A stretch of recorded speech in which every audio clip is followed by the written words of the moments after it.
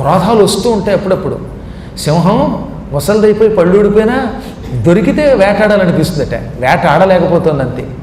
Retire అయిపోయి ఇప్పుడు ఏం చేయలేకుండా ఉన్నా ఈ వయస్సులో నేను జంతువుల్ని ఏం వేటాడతానులే అంటుంది, కానీ దగ్గరికి వస్తే కొరికేద్దాం చూస్తుంది పాపం. అందుకే ఆ హింసా బుద్ధి నుంచి బయటపడాలి. దానికి ఇలా పురాణ శ్రవణం చేయటమే దిక్కు, ఇంకేం లేదు. పురాణ శ్రవణము చేయగా చేయగా మన బుద్ధి అప్పుడప్పుడు పెడతావో పడుతున్నా మళ్ళీ పురాణం వెనక్కి లాగుతుందిట. అందుకే బతికున్నంతకాలం ఓపిక లేకపోయినా పురాణం వినమన్నారంతే.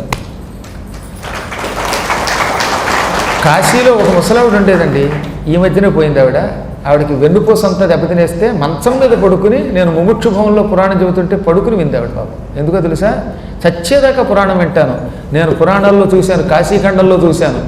చచ్చేదాకా పురాణం వింటే, ఓపిక లేకపోయినా పురాణం వింటే వాసనలు వెనక్కి లాగుతున్నా ఈశ్వరుడు అనుగ్రహిస్తాడు.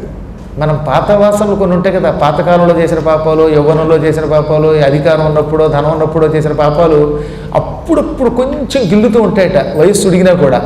అప్పుడు పురాణం వింటే ఆ పాపాలు పోతాయి, ఆ వాసన వెళ్ళి మనల్నేమీ చెయ్యదు. అందుకే ఈ ప్రపంచంలో అన్నిటికంటే ఉత్తమ మార్గం పురాణ శ్రవణం. సుస్పష్టంగా చెప్పాడు, కృతాదౌ బహవో ధర్మాః కలౌ ధర్మస్తు కేవలం పురాణశ్రవణాదన్యో విద్యతే నాపరో నృణాం. కృతయుగంలో మానవులు తరించటానికి ఎన్నెన్నో ధర్మములున్నాయి, కానీ కలియుగంలో ఒకే ఒక్క ధర్మం, అది కేవలం పురాణం వినడమే. పురాణం వినడం తప్ప కలియుగంలో మానవులకు సులభంగా తరించడానికి మరొక ఉపాయం లేదు.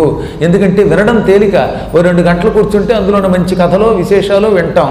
అదే పూజ చేసేటప్పుడు మనసు ఎక్కడికో పోతుంది, ఇలా నీళ్లు పోస్తూనే ఉంటాడు, మధ్యలో సెల్ల మాట్లాడతాడు. కానీ పురాణంలో సెల్ల మాట్లాడితే పక్కవాడు తిడతాడు, ఏమయ్యా అవతన ఫోన్ కట్టవా అని పక్కవాడే డొక్కలో పోటు పొడుస్తాడు.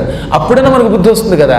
అందువల్ల ఏంటంటే పురాణ శ్రవణం సామూహికంగా చేసేటప్పుడు అనేక లాభాలు ఉన్నాయి. ఇవి తొందరగా ఈ యుగంలో, కలియుగంలో మానవులని తరింపజేస్తాయి. భరింపరాని పాపాల నుంచి తరించడానికి కేవలం పురాణాలనే వరించాలి.